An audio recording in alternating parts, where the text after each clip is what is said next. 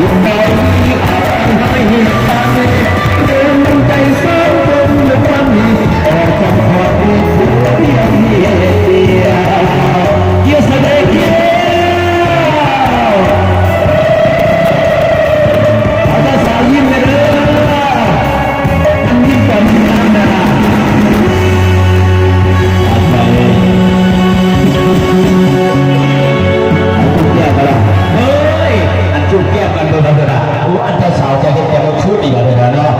เอาไม่ได้ยินนับ1 ฮอด 3เจ้าสาวนั้นจุ๊บเกียรติจะเป่าสมบูรณ์แล้วก็วันนี้3 2 1ต้องจะเป่ากับจุ๊บเกียรติเจ้าสาวเนาะเพื่อเป็นกำลังใจให้แกชีวิตของคนเขาเกิดมามนุษย์หนึ่งตัวเดียวเนี่ยเดียวเอาอาจารย์ยี่วัดใช้ดีเจให้1 2 3